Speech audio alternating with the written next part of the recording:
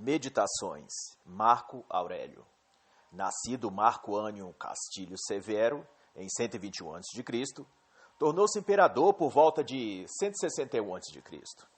Além do afamado caráter reto e heróico, o imperador Marco Aurélio se fez notável por sua capacidade e apreço filosófico, escrevendo inúmeras reflexões que se tornariam mais tarde fonte de sabedoria a ser consultada por jovens aprendizes, filósofos e guerreiros de toda parte do mundo.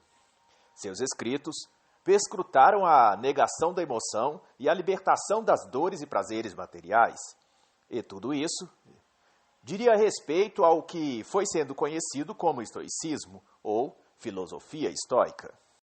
E no livro 1, o autor começa discorrendo uma síntese do que aprendeu e do que absorveu de útil e valioso através das pessoas que passaram em sua vida. E a lista de nomes inclui seu avô, seu pai, sua mãe, e também pessoas que não eram do círculo familiar, como Apolônio, Alexandre o Gramático e Severo, a quem ele chama de irmão, além de tributar aprendizado também aos deuses, embora historicamente não se sabe se Marco Aurélio de fato tinha alguma fé religiosa ou crença particular em algum deus. E de seus familiares ele diz: de meu avô aprendi o bom caráter e a serenidade. Da reputação de meu pai, recebi o legado de ser discreto e homem viril. De minha mãe, aprendi o respeito aos deuses, a generosidade, o afastamento do mal, e também a moderação na forma de levar a vida e a distanciar-me das más condutas e do deleite dos prazeres. De meu professor e mestre, vai dizer Marco Aurélio, aprendi a não ser partidário nem dos grandes nem dos pequenos, e a suportar as fadigas, a viver tendo poucas necessidades. Aprendi a valorizar o esforço pessoal e a me abster de tarefas inúteis, e jamais acolher do coração a mentira e a falsidade. De rústico, vai dizer o autor, aprendi a direcionar e cuidar do meu caráter, não me desviando para a inveja ou para a competição, nem escrevendo tratados teóricos sofistas para ser visto e aplaudido, nem também recitando discursos para ser notado e enaltecido. E, principalmente, aprendi a gostar dos livros e a dedicar-me à leitura, sem me contentar apenas com o resumo das coisas.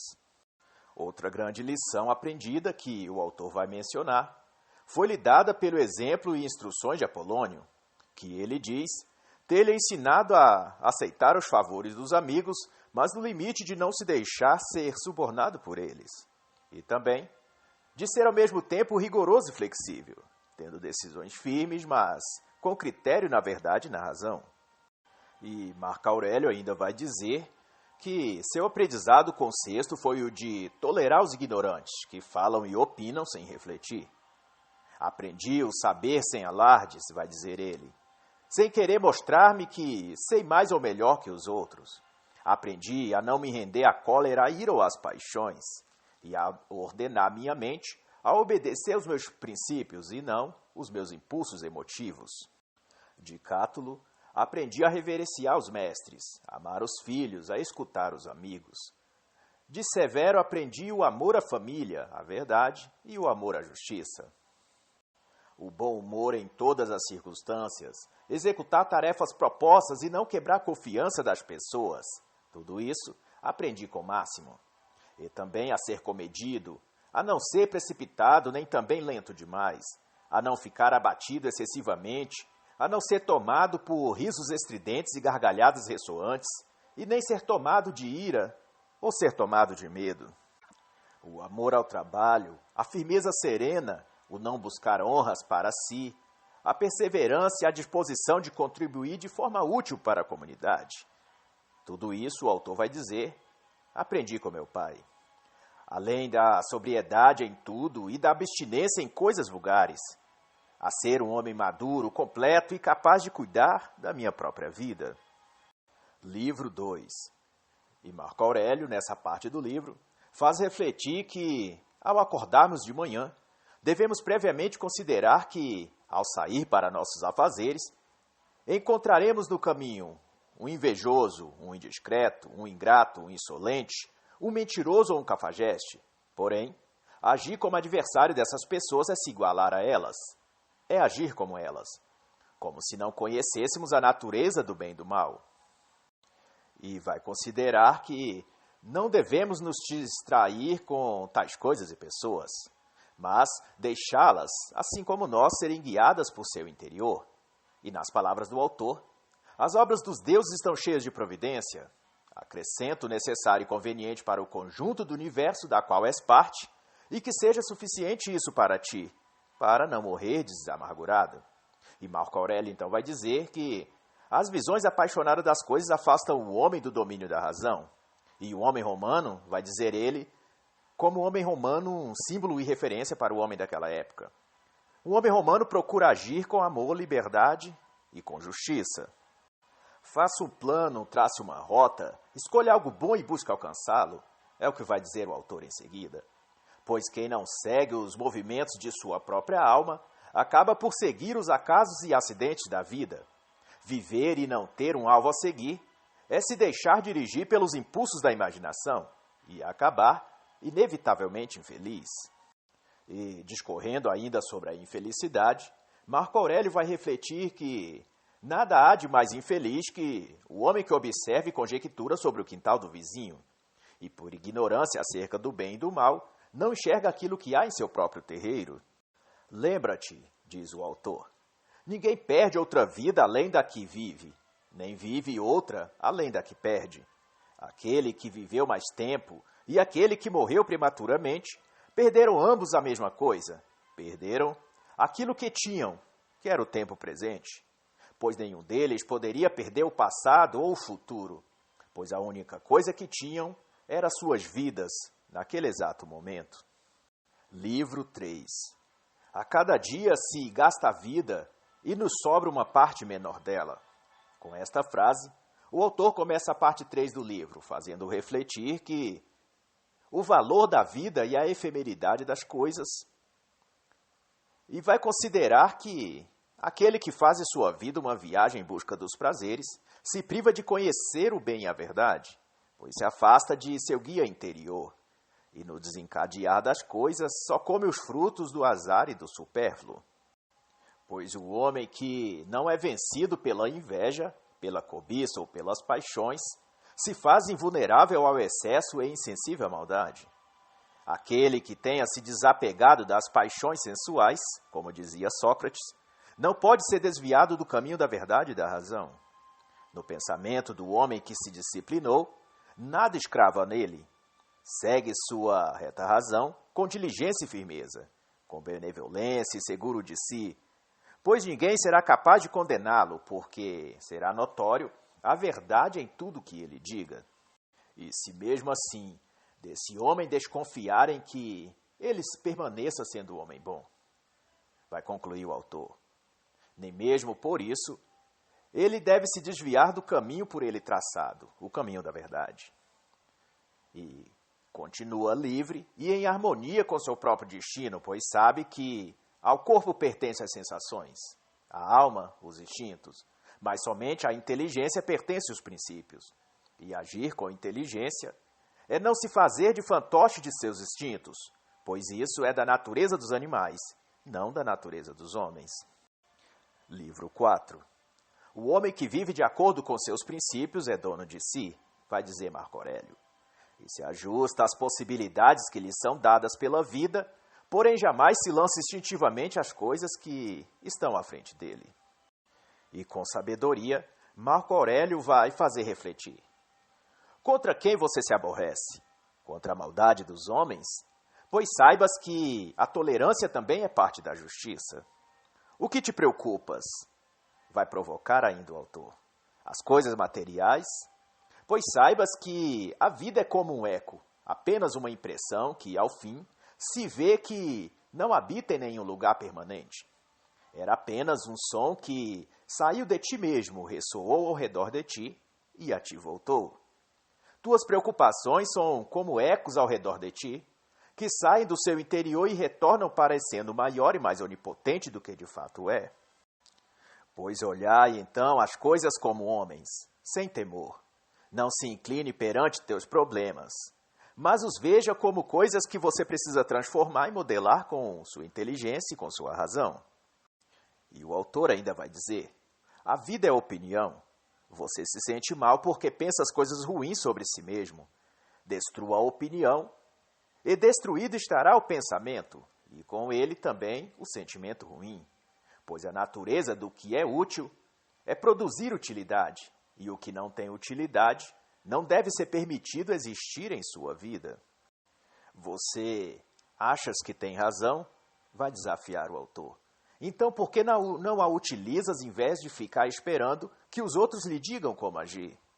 Se tua razão não produzir algo de bom para ti, quem então o fará? Dentro de quantos dias? Achas que aparecerá um Deus diante de ti para lhe dizeres o que fazer? E o autor também vai dizer: aquele que, tendo algo a decidir, para refletir o que os outros vão dizer ou pensar, está agindo como o tolo que olha para o escuro imaginando que sairá de lá, e pensa que, se esperar o bastante, alguém lhe trará uma luz para atravessar a escuridão.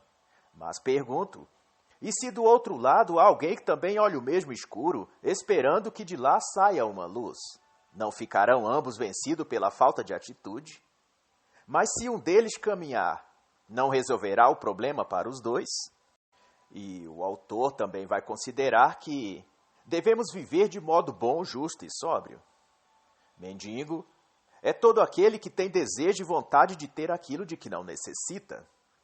Este é um escravo de si mesmo, pois dedicam seu tempo e energia a buscar cada vez mais coisas com que possa se deleitar, mas tão logo as consiga, não se sente feliz com elas e daí passa a buscar novas coisas, de modo que a roda nunca para de girar, a roda dos desejos e dos anseios desenfreados. Mas o autor vai lembrar que tudo na vida é efêmero, o desejo e o objeto desejado. Tudo que não precisamos, mas queremos, é vaidade. O homem justo é aquele que abraça o que tem, e se busca mais, é para ter mais o que compartilhar. Ele gosta de tudo, mas não ama nada, pois não ama coisas, ama pessoas e ama o bem que pode fazer a elas. Pois tudo que existe, diz o autor, é semente do que virá através dele. Portanto, o que para um é fruto do seu sucesso, pode se tornar para outro a semente a germinar a vitória a qual ele espera. Consulta então seu coração e vede se os frutos que chegaram a ti são fecundos ou se são estéreis. E se tu estás em processo de transformação, tudo que lhe acontece faz parte dessa transformação. E se consideras que já se transformou, tudo o que lhe acontece é fruto dessa transformação, porquanto é consequência de você. Se não é bom para ti, deves então transformar-te de novo, pois as consequências estão sempre vinculadas com os antecedentes. Corra sempre pelo caminho mais curto. E o mais curto é o que está de acordo com a natureza, vai concluir o autor. Livro 5. Marco Aurélio vai também aconselhar que, ao acordar de manhã de forma preguiçosa, querendo ainda mais se aquecer nos cobertores, diga para si mesmo: o que justifica a minha existência? Procurar o deleite e a satisfação? Nasci para a passividade ou para a atividade? E vai dizer ainda que as abelhas, as formigas e todos os seres da natureza seguem uma ordem própria no universo. Estaríamos nós desincumbidos de qualquer tarefa ou dever na vida? E se reclamas por não haver em ti determinadas habilidades que gostarias de ter, vede que as teria já de muito tempo se tivesses trabalhado arduamente para desenvolvê-las, em vez de perder seu tempo reclamando de não as ter. E o autor vai dizer que a alma fica tingida na cor dos nossos pensamentos. Até mesmo nos lugares mais tortos é possível ter uma vida correta, pois a finalidade que está por trás de cada coisa determina o seu desenvolvimento. Pena, vai dizer o autor, que a ignorância e a vaidade sejam mais fortes do que a sabedoria. Livro 6. E no livro 6 o autor vai dizer que o impulso dos desejos e instintos faz da mente o fantoche do corpo, e o corpo que governa a mente faz tanto a mente quanto o corpo fracos, como se a mente pagasse ao corpo uma dívida que nunca acaba, porque o corpo nunca se sacia de deleites primitivos. É a mente, então, quem tem de retomar o controle e dispor a razão. Acaso o sol poderia fazer o que é próprio da chuva? E por qual razão, então, esperas que seu corpo domine seus instintos? O corpo faz o que lhe é próprio. É a razão e o espírito quem deve subjugar o corpo e conduzi-lo à obediência da sensatez e da moderação. Mas saiba, vai continuar o autor, que aquilo que não beneficia a colmeia também não poderá beneficiar a abelha. Livro 7. O autor vai iniciar este capítulo com a pergunta: o que é o mal? E na visão do autor, a maldade é uma das coisas mais antigas que existe, e tanto pode vir de um coração esvaziado de coisas boas, quanto de uma alma transbordando de coisas ruins. Em tudo, portanto, dirá o autor, o homem tem de tomar o seu lugar, definir sua posição, escolher seu lado, consciente, contudo, que um homem não vale mais do que suas atitudes, e é por nossos atos e não por nossos sentimentos que ao fim seremos julgados.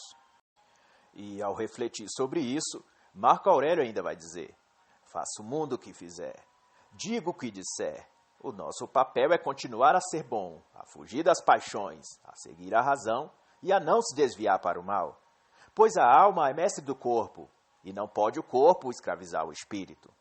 Pois como uma peça de ouro ou uma esmeralda continua a ser ouro e a ser esmeralda, mesmo se jogadas no abismo, assim devemos ser. Portanto, a perfeição moral consiste em não sucumbir às paixões, não viver entorpecido pelos prazeres e não se distrair com vaidades e hipocrisias. Livro 8. Em tua vida, vai dizer o autor, tua luta será de ser aquilo que queres ou aquilo que os outros querem que tu sejas. Tua vida será alguma posição entre uma e outra coisa.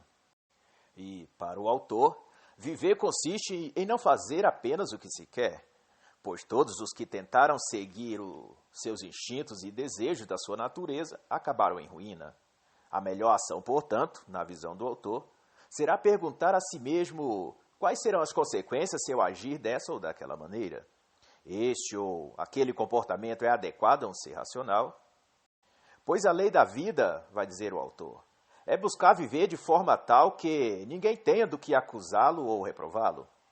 E somente um homem que age assim poderá olhar a vida de frente sem medo do que poderá vir adiante, pois de nada tem receio, pois seus hábitos e conduta são regidos pela modéstia, pela cortesia e pela sinceridade. Livro 9. Aquele que comete injustiça é injusto, e aquele que comete impiedade é ímpio. É isso que dirá o autor ao explicar a essência e praticidade das coisas. Pois para o autor, a natureza da coisa é a própria coisa. A essência está vinculada à ação. Aquele que diz pensar de um jeito, mas age de outro, na verdade engana ele mesmo, mentindo a si próprio sobre quem ele é.